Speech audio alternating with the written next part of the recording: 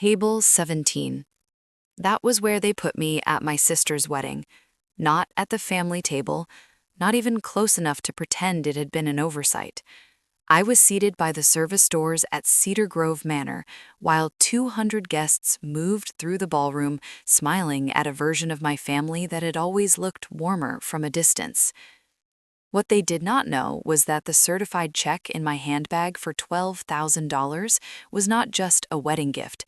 It was 8 months of cut corners, worn tires, extra hours at Westfield Ridge, and every small comfort I had quietly given up because I still believed that if I showed up enough, gave enough, and loved enough, I would finally be treated like I belonged. My name is Delaney Pierce. I'm 35 years old, and by the time dinner was served that night, I understood something I should have faced years earlier. None of it had been an accident. What I did next changed every holiday, every family phone call, and every story they had been telling about me my entire life.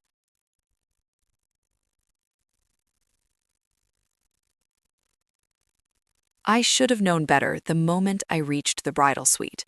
A young attendant in black with a clipboard and an earpiece stepped in front of the door before I even got my hand near the knob. Her name tag said Paige Collins. She gave me the professional smile people use when they are already saying no. "Hi there. This room is restricted to bridal party access only. I'm Delaney. I'm Sloane's sister." She checked the list on her tablet, then checked it again, the smile not changing. "I'm sorry, you're not on the access list." It was such a clean sentence. No apology that meant anything, no discomfort big enough to call cruel, just a system doing exactly what it had been told to do. I stepped aside and called my mother. Vivian picked up on the fourth ring, all silk and breathless efficiency. "What is it, sweetheart?" "Paige says I'm not on the list for the bridal suite." A pause.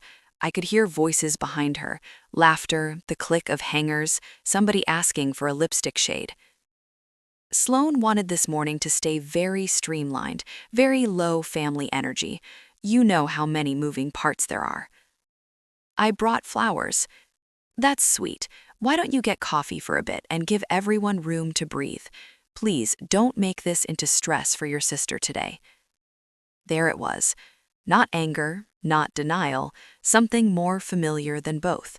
The gentle hand at the back of my neck steering me away from the truth and toward good behavior. I hung up and sat in the lounge just outside the main hall. Through the tall glass doors, I could see enough to understand the arrangement.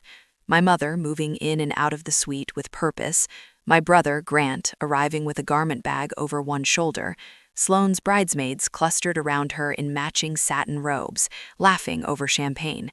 The photographer, the videographer, hair and makeup cases open like operating trays.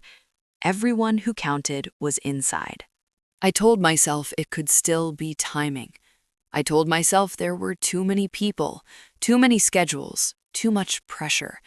I had spent most of my life turning sharp things into misunderstandings before they could cut all the way through. The ceremony started at 4 in the garden. An usher in a navy jacket walked me to the right side of the aisle and stopped at the 4th row. "Right here." The front row was already set, 4 white chairs with ivory ribbons. My mother, my father Thomas, Grant, Elise Harmon, who had been dating Grant for 3 years and had somehow become more permanent in family photographs than I had ever been. There was no extra chair squeezed at the end, no awkward adjustment, no sign anyone had expected to make room for me and forgotten.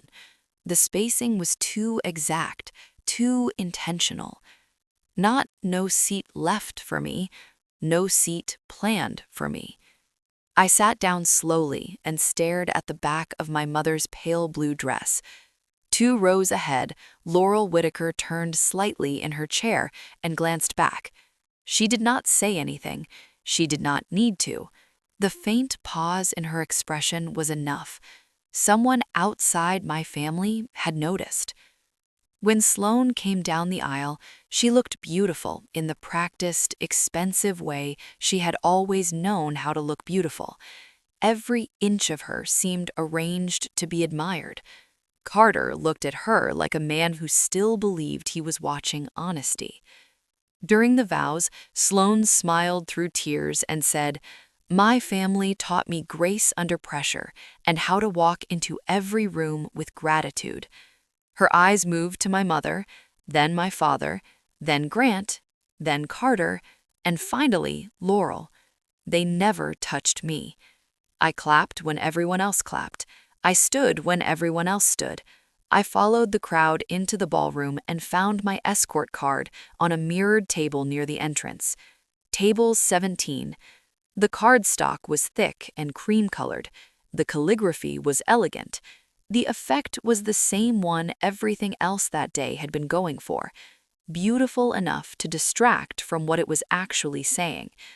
Table 17 sat near the back service entrance of the ballroom, just close enough to the kitchen doors that I could hear silverware rolling and someone laughing behind the wall. I was seated with a widow from Carter's side, a philanthropic couple from Bryn Mawr, and one of Dean Whitaker's golf friends. Nice people, the kind of people who knew how not to stare. A woman in pearls beside me smiled and unfolded her napkin. "How do you know the bride?" I set my clutch in my lap. "I'm her sister." The silence that followed lasted maybe 2 seconds. It felt longer. No one said anything rude. No one had to. One of the men glanced toward the head table. The widow lowered her eyes to her place setting. The woman beside me murmured soft, "Oh." I looked up. At the head table, my mother leaned over to straighten Sloane's napkin as if she were still 12. Grant was already deep in conversation with Dean Whitaker.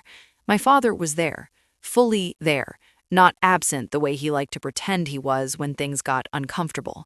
Present enough to occupy his place, quiet enough not to question mine. I slipped my hand into my handbag and touched the edge of the envelope. For the first time all day, I stopped asking myself what I had done wrong.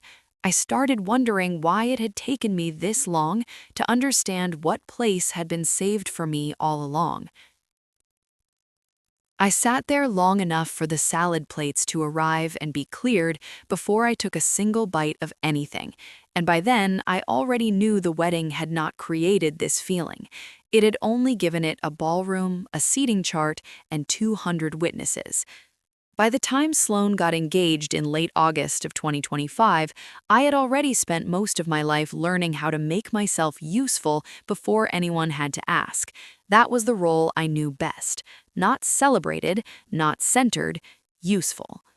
She announced it on a Thursday night over FaceTime from Carter's condo in Center City. My mother had propped her phone against a bowl of white hydrangeas in her kitchen in Villanova, the one room in the house that always looked lit for a magazine shoot. Sloane held out her hand, and the ring caught the light before I even saw her face. Emerald cut, thin platinum band, big enough to make my mother inhale like she had just seen a future she approved of. "Oh, that is stunning." Vivian put a hand to her chest, smiling at the screen like she was accepting an award on behalf of the family. My father lifted his wine glass. Grant leaned back in his chair and gave Carter a look I had seen him reserve for mergers that made sense on paper. I smiled too, because I meant it. Congratulations. And I did mean it. That part matters. The problem was never that I wanted less happiness for my sister. The problem was that in our family, my happiness had always been treated like something optional, while hers was a community project. Within 48 hours, my mother had a spreadsheet. Within a week, she had a floral direction board for Hartwell House Floral and Styling, 3 linen options, and a short list of rental companies she wanted to compare herself, because, in her words, no planner understands family taste like family. I asked Sloane what she needed from me. "Nothing right now, just show up looking beautiful." A few days later, I asked again. "We have Nina for all of that. I want you to enjoy it." Then the first vendor shipment went to the wrong warehouse in King of Prussia, and somehow the person who was supposed to just enjoy it ended up driving more than an hour after work to pick up table number boxes and ribbon cards because everyone else was suddenly unavailable. I got to my mother's house close to 9 with cardboard cutting into my palms, my flats rubbing a blister at the back of my heel, and my stomach empty because dinner had become a granola bar in my car. My mother was on FaceTime with Sloan when I came through the kitchen door. "There you are." She took the boxes from me without looking up, swung the phone toward the island, and smiled into the screen. "Don't worry, honey, I handled it." Handled it. Not Delaney drove across 2 counties after a full day at school. Not your sister fixed the problem. Just I handled it. It was a small sentence. That was how it always worked. The cuts were never dramatic enough to defend yourself against without sounding difficult. At Westfield Ridge High School, nobody had trouble naming my work when it mattered. In April of 2025, Marisol Vega called me onto a stage in the district auditorium to hand me the Student Support Excellence Award. She stood at the podium in front of teachers, administrators, and 2 rows of students and said, "If this school has a heart that knows how to listen, it belongs to Delaney Pierce." I took a picture of the plaque in my office afterward and sent it to the family group chat. My mother reacted with a heart. Grant said nothing. Sloan replied 2 days later with a photo of linen swatches for her engagement dinner and the caption, "Thoughts on ivory versus oyster." That was another kind of wound in our family, not open cruelty, erasure by replacement. There were older examples too. Christmas of 2019 when I was 31 and in the kitchen looking for the cranberry sauce when everyone else posed in front of the tree. By the time I came back, the photo was already taken. My graduate school picture from when I finished my counseling degree at 27 stayed half hidden behind a cream ceramic vase on the mantel, while Grant's framed law school diploma held the center wall. Nobody told me I did not matter. They just decorated around the possibility that I might. Money worked the same way. A month before the wedding, Grant texted me at 7:12 in the morning when I was standing at my kitchen counter eating toast. "Can you send me $350 for the golf add-on this weekend? Wire is delayed 1 day." I sent it before I had my second cup of coffee.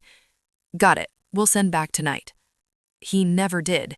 It was not that $350 ruined me. It was that, in our family, other people's convenience always outranked my boundaries.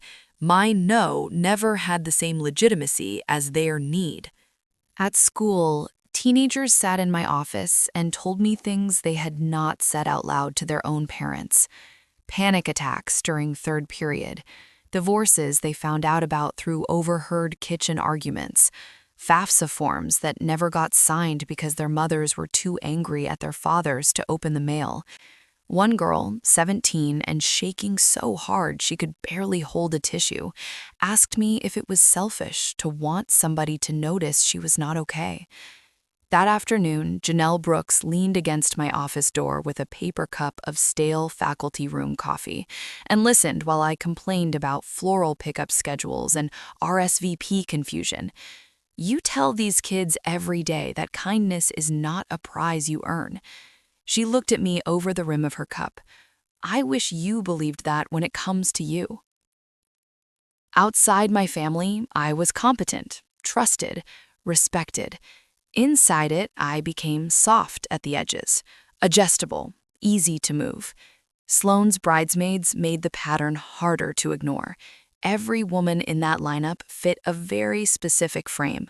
A friend who did brand deals for wellness products, a skincare founder from New York, a PR executive from Boston who wore neutrals like they had been invented for her, a Bryn Mawr friend of Carter's family who looked like she had stepped out of a holiday catalog.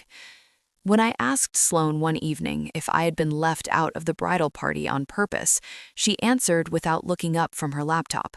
I wanted the lineup to stay really cohesive.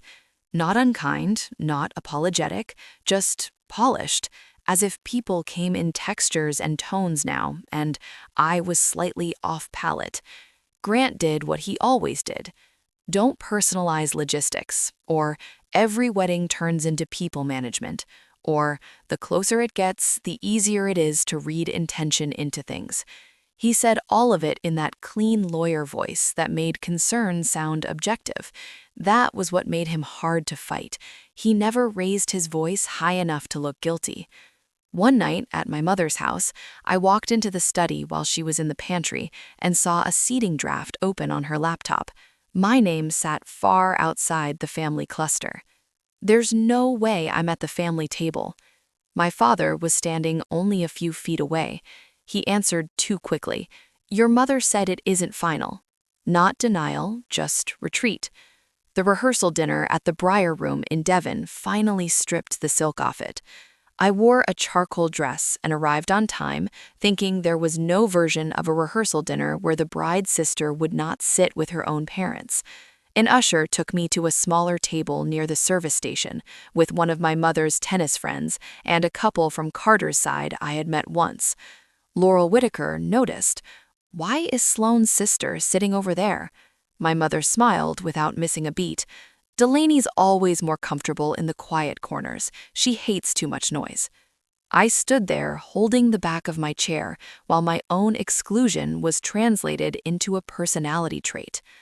That night, sitting in my car outside my mother's house, I got a text from Sloane. Don't overdo formal on Saturday if you're not in the main photo flow. I read it twice, then a third time, and stared at my reflection in the dark windshield until I stopped trying to make it sound accidental. By the time dinner service started at Cedar Grove Manor, I was done pretending the pattern needed one more explanation. I sat at table 17 with my hands folded in my lap and watched the room move around me in polished little circles. Servers stepped in and out with the kind of quiet precision that only comes from expensive training and a long list of rules no guest is supposed to notice. The dance floor lights had dimmed to that flattering amber people pay photographers to imitate later. Silverware touched china, glasses lifted. Laughter rose in bursts from the tables near the head table and softened before it reached the back of the room. Then Ethan Miller passed my table with a clipboard tucked against his side. He was the banquet captain, mid-30s, calm face, black tie, no wasted motion. A younger server paused beside him, glancing at the chart in his hand. What about the red pour rotation for 17? Ethan barely lowered his voice. 17 stays standard. Bride's notes. He kept walking. That was all. Not a confession, not a dramatic reveal, just two words slipped into the air like they belonged there. Bride's notes. I did not know all the codes on his service grid, but I did not need to. I had already seen enough. The tables nearest the dance floor had reserve pairing. The head table had its own steward. My table was marked standard plated, which sounded harmless until you watched what it meant. At the head table, glasses were refreshed before they emptied. A wine steward leaned in with a bottle and a low explanation. The first course landed in front of them, while my table still had empty bread plates and folded napkins. By the time our salad arrived, nearly 5 minutes later, my mother was already laughing over something Dean Whitaker had said, and my sister was being served something that had not passed within 10 feet of table 17. No one announced what that difference was supposed to say about me. Nobody needed to. The room was saying it for them. Judith Lane, the woman seated to my left, turned to me after watching one of the servers move toward the head table. I thought for sure you'd be up front. There was nothing cruel in the way she said it. That made it worse. I kept my face still. So did I. Judith lowered her eyes to her salad and did not ask anything else. That small mercy almost undid me more than open rudeness would have. I looked up again. My mother was smoothing the linen napkin over Sloane's lap the way she used to fix her costume before childhood recitals. Grant was talking to Dean Whitaker with the clipped confidence he reserved for people who could still be useful to him later. My father was pouring water for Vivian, quiet and fully present in a seat he had never once had to earn. Sloane leaned toward Carter, smiling with that perfect, luminous ease she had always been able to turn on when she wanted the room to love her. That was when it finally settled. This entire day had been arranged so that everything looked seamless to everyone else, except the one person they had decided did not need to be considered. I put my hand inside my bag and touched the envelope. I thought about my tires, about the insurance premium that had gone up in January, about the students at Westfield Ridge who came to my office embarrassed to need help with tuition paperwork or meal forms or housing applications, about Janelle standing in my doorway with bad faculty room coffee, telling me kindness was not supposed to be a reward. I thought about the question I asked teenagers all the time when they were trying to bargain their way into being treated decently by people who should already know better. Do you think you have to pay for basic respect? I had never meant for the answer to come back to me. I stood up. No shaking, no tears, no scene. Just the sound of my chair sliding back on the floor and my own body finally doing something my mind had spent years delaying. The gift table sat near the flower wall on the far side of the ballroom. Wrapped boxes in satin paper, envelopes tucked into a silver tray, a crystal vase with white roses arranged so perfectly it almost looked fake. People noticed me because I was moving against the direction of the party. There is something magnetic about a person walking quietly away from where they are expected to stay. I found my envelope quickly. Cream paper, my handwriting, heavy enough that I had felt it in my bag all day. I opened it and pulled out the certified check, $12,000. Still crisp, still mine. I folded it once, then again, and slipped it back into my clutch. The card inside said, "For your new beginning." I turned it over and took the black pen resting beside the guest book. My hand stayed steady as I wrote one more line. I finally need it for my own. I set the card back in the envelope and placed it on the table. My mother reached me first. "What are you doing?" She kept her voice low because there were still people nearby, because even now, image came first. I looked at her. "I'm taking back something that never should have been expected from someone you didn't treat like family."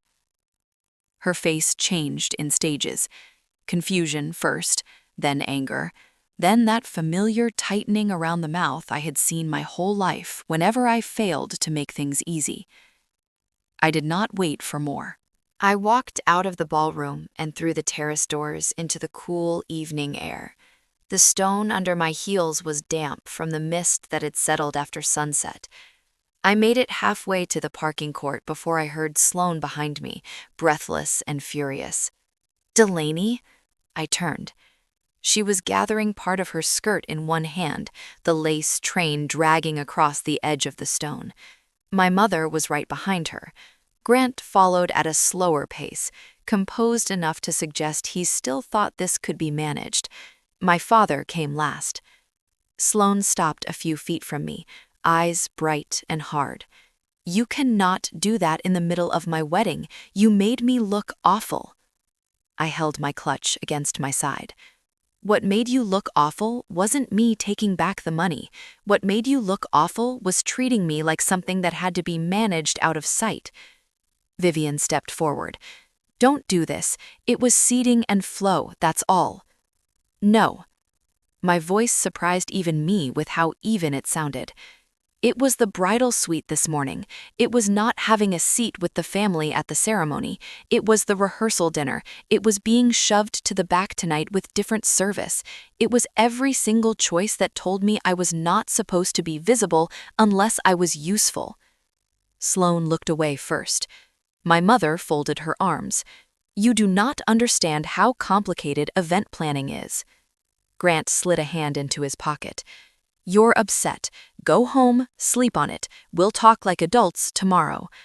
I almost laughed at that. Like adults, as if I had not been the only adult in this family for years. I looked at my father.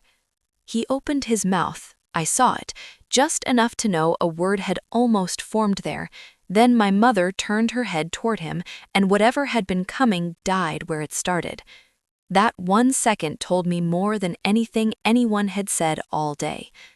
I got into my car and shut the door. My hands started shaking only after the locks clicked down. Not from regret, not exactly. More like I had ripped open a layer of skin I had been wearing so long I forgot it was not part of me. I drove back to Ardmore in silence. At my apartment, I set the certified check on the kitchen table beside my keys and the stack of bills I had left there that morning. For the first time since I wrote it, it looked like it belonged to me. The next morning, my phone was already lighting up before I had both feet on the floor. I stood in my kitchen in Ardmore with cold hardwood under my feet and read the messages one by one while the certified check sat on the table where I had left it the night before. Vivian had texted at 11:48 p.m. You turned a logistics misunderstanding into a public crisis. Grant at 12:06 a.m. Call me before this goes farther than it needs to. Sloane had not texted me directly at all. Instead, she posted a story just after midnight, a dim photo of her and Carter on the dance floor, her veil catching the light, his hand at her waist, her caption clean and elegant and designed to do exactly what it did. Nothing touched the joy of last night. I stared at that sentence longer than I should have. It was not just a caption, it was the first move in a story I already knew by heart. The version where what happened to me was either too small to mention or too messy to tell honestly. I made coffee and did not drink it. I looked at the check again. $12,000. My safety net, my emergency fund, my tires, my rent if anything ever went wrong. My name was not on the paper, but the sacrifice was. For a minute, I felt selfish enough to hate myself. I opened a text to Sloane and typed, I am sorry for the timing. Then I stopped. Not because I was certain I had been right, I was not there yet. I stopped because even in that moment, with guilt pressing on my chest like a hand, the apology felt old, like a reflex, like kneeling before anyone had asked me to. I deleted it and went to work. Westfield Ridge High School saved me from doing what my family would have preferred, which was sitting alone long enough to let their version become mine. Marisol Vega stopped me outside the counseling office before first period started and asked if I wanted her to move my afternoon meetings. I'm fine. She looked at me for one beat longer than I liked. You don't look fine. I know. That was all she asked for. Janelle found me 20 minutes later in my office, standing over a stack of attendance reports I had no business pretending to read. She set a paper cup of coffee beside my keyboard and leaned against the doorframe. If this whole thing has you wondering whether you imagined it, that says something about them, not you. I let out a breath I had not known I was holding. Mina Torres stopped by during lunch with a folded note in her hand, just to thank me for staying late the week before when she had been afraid to go home. The note was written on loose-leaf paper with purple ink and too many hearts over the eyes. It was nothing dramatic, just thank you for making me feel like I wasn't too much. I tucked it into the top drawer of my desk and had to look away for a second. Outside my family, I was not difficult to understand. Grant called at the end of the school day while I was still sitting in the faculty lot with the engine off. I'm not taking sides. That was always his opening move. Neutrality first, control second. You already did. A pause. What you did last night created a bad set of optics, Delaney. The Whitakers are private people. Reputationally, this is not the kind of story you want floating around, especially when emotions are this high. He kept going, using that polished lawyer cadence that made everything sound reasonable if you were not listening for what it was really trying to do. There are questions people can ask when a gift is pulled publicly. Perception matters here. You do not want this framed as instability. There it was. Not concern, convenience. You're not worried about me. I'm trying to keep this manageable. For who? He did not answer that. Vivian FaceTimed me an hour later. She had changed out of her wedding clothes and into a cream cashmere set, hair softer, face carefully tired, the right kind of tired, the one that photographs as grief instead of calculation. Sloane barely slept. I said nothing. She should be on her honeymoon glow right now, and instead she's humiliated. I looked at her through the screen and asked the only question that mattered.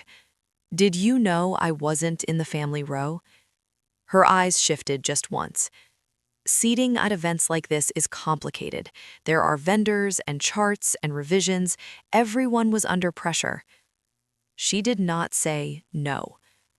That night, I sat at my kitchen table and pulled my phone apart piece by piece, not metaphorically, literally.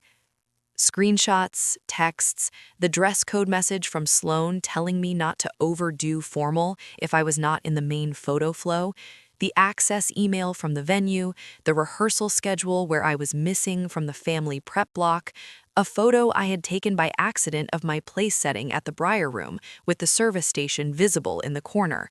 No single thing was enough on its own, but laid next to each other, they stopped looking random. Nina Calloway texted the next morning, "If you want to talk, I'm available." We met that afternoon at a coffee shop in Fishtown. Nina looked like someone who had been sleeping badly since the wedding. She wrapped both hands around her cup and got to the point faster than anyone in my family ever had. What you felt that night was not in your head. Something in me unclenched so suddenly it hurt. Nina did not hand over a folder. She did not become a movie version of a whistleblower. She spoke carefully and within the limits of what she was willing to risk. There had been instructions from the bride's side on access boundaries, family photo sequence, and seating flow. She had pushed back more than once because I was the bride's sister. She had been told, clearly, that I was not to be included in prep flow, not in the bridal suite, and not in the family cluster for dinner. She turned her laptop toward me for less than a minute, just long enough for me to read fragments. Keep Delaney out of prep flow. Place her in outer guest grouping. Standard dinner service is fine. I did not ask for copies. Not yet. I knew better than to lunge. That evening, my Aunt Denise called. "Your mother has been telling people you bring complicated emotions into family events." I closed my eyes. Complicated emotions. That was the phrase. That was when it changed shape for me. It was no longer just about what they had done. It was about what they were preparing to call me in order to excuse it. Nina texted again later that night. "I can't stay quiet while they rewrite this." This time, she sent images, some details blacked out, enough left visible. A note on access restrictions, a seating email from Sloane, and then the line that sat in the middle of my kitchen table like a verdict. "Delaney will adjust. She always does." I printed everything at the copy shop 2 blocks from my apartment. Back home, I spread the pages beside the check and read them until the words stopped blurring. I did not want to post anything. I did not want to turn myself into content or chaos or a cautionary tale told by relatives over Chardonnay. I wanted one thing: a room, a table, their faces, the truth laid out where no one could soften it with phrases like misunderstanding or timing or emotion. So I called Vivian. "I want to come by Sunday." Her relief came too fast. Good, we'll have brunch, we'll sort this out." She thought I was coming back to my role, the reasonable daughter, the one who bends first. I let her believe it. After I hung up, I opened a manila folder and arranged everything in order: the texts, the venue note, the access list, the screenshots, the planning thread, Vivian's sentence. By the time I finished, the light outside my kitchen window had gone from late gold to blue-gray. The folder and the check lay side by side on the table, and for the first time in a long time, I was not holding my life with empty hands. By Sunday morning, I was calm enough to know exactly what I was carrying into my mother's house, and exactly what I was not carrying anymore. The manila folder sat on the passenger seat beside me as I drove from Ardmore to Villanova. The roads were still damp from overnight rain, the trees along Montgomery Avenue just beginning to tip into late spring green. The whole morning so ordinary it almost felt disrespectful. My mother's house looked the way it always looked when she wanted peace to appear decorative. White hydrangeas in crystal, linen napkins folded with corners sharp enough to suggest effort had happened somewhere else, quiche on the table, fruit in a white ceramic bowl, everything polished to the point that it started to feel hostile. Vivian opened the door before I knocked. "I'm glad you came." That was all she said, but relief moved through her face so quickly it told me more than any apology would have. She thought I had come back to smooth things over. At the table sat my father, Grant, Elise, Sloane, and Carter. No Denise, of course not. My mother had no interest in an audience she could not direct. I took my seat and placed the folder in my lap. For the first few minutes, everyone acted as if the right tone could rescue the wrong truth. Plates were passed. Coffee was poured. My mother used the good china. Then she folded her hands and gave me the version of compassion she preferred when accountability threatened her plans. I think everyone was exhausted and emotional that night. I just want us to move forward like adults. Grant stepped in before I could answer. This does not need to become a trial over wedding logistics. Sloane looked wounded in the practiced way she had always known how to look wounded. People are talking about the envelope, not the whole year I spent planning, not the ceremony, just that. I set my napkin on the table. Who decided I was not going to be treated like immediate family at your wedding? No one answered. My father looked down at his coffee. Grant adjusted his cuff. Sloane spoke first, too quickly. Nina handled the flow. That was her mistake. I opened the folder and slid the first page onto the cable. Her text about the dress code and the main photo flow. Then the venue email about access restrictions. Then the planning note showing I had been kept out of the prep sequence. Carter's face changed before anyone else's did. Not anger. Not yet. Just the expression of a man watching one version of his life slip behind another. Sloane reached for the papers without really touching them. "These are isolated things, out of context." I pulled out the next page, the seating thread that placed me in outer guest grouping rather than the family cluster. Grant leaned forward. "Where did you get these?" I looked at him. "You knew something was wrong that night, didn't you?" His answer came out defensive before he could dress it up. "I told you to return the check before this got bigger." Carter turned his head. "You told her that?" Grant's jaw tightened. He had spent his entire adult life sounding like the smartest person in the room. It was almost startling to watch him sound cornered. "I was trying to keep the situation contained." That was enough. He did not need to say anything else. He had just admitted he knew there was a situation to contain. I placed the last page on the table and let it sit there between the coffee cups and the untouched fruit. "Delaney will adjust. She always does." My mother looked at the sentence as if it had been forged in my handwriting instead of hers.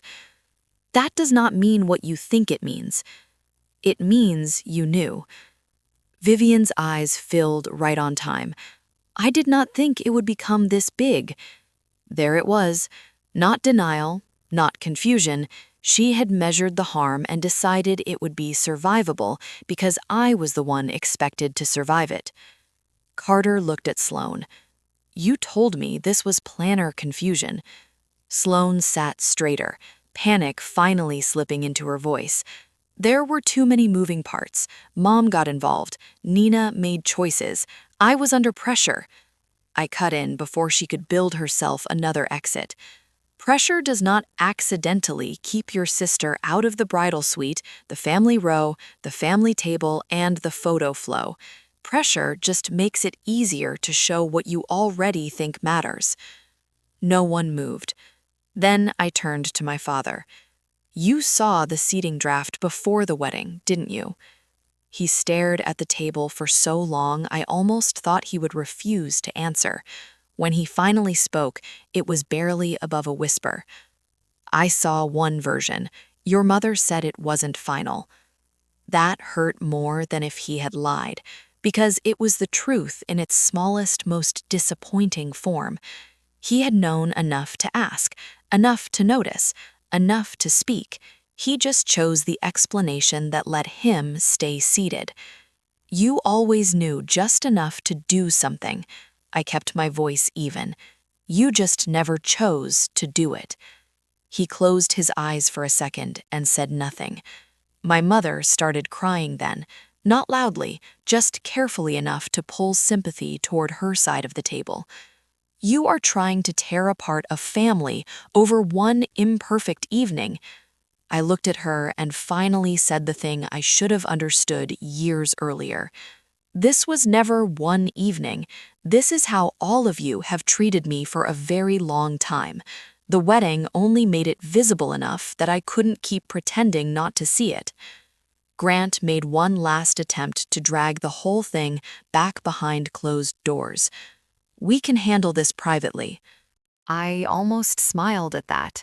In our family, privately had always meant I kept quiet and everybody else kept their dignity. I stood up. I'm keeping the $12,000.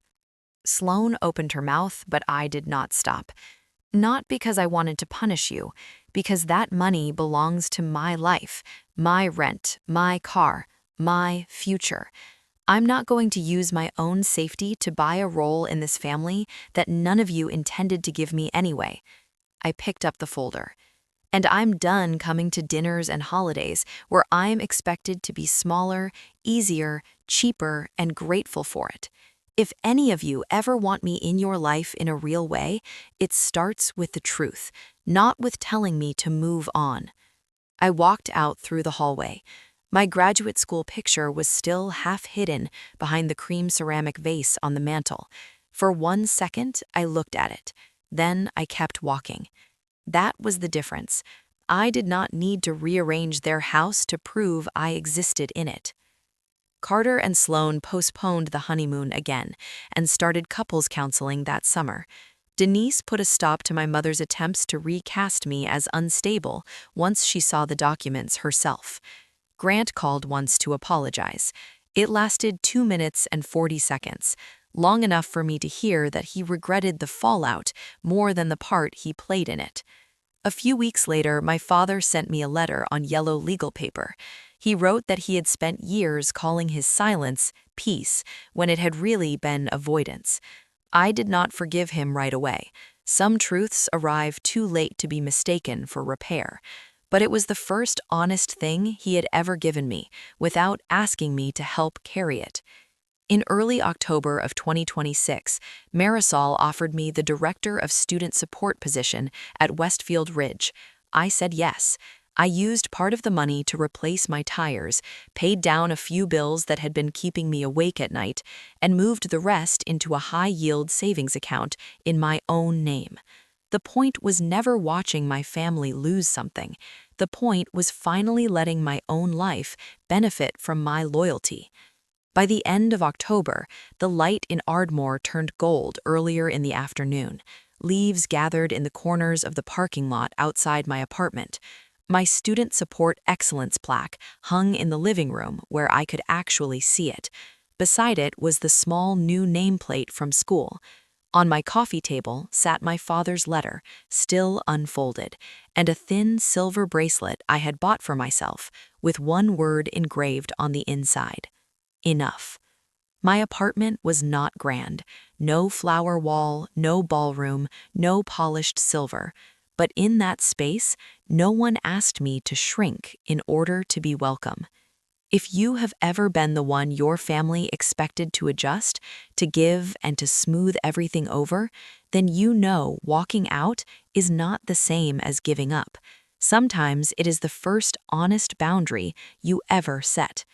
If you have ever had to choose between keeping the peace and keeping your self-respect, I'd want to know what that looked like for you.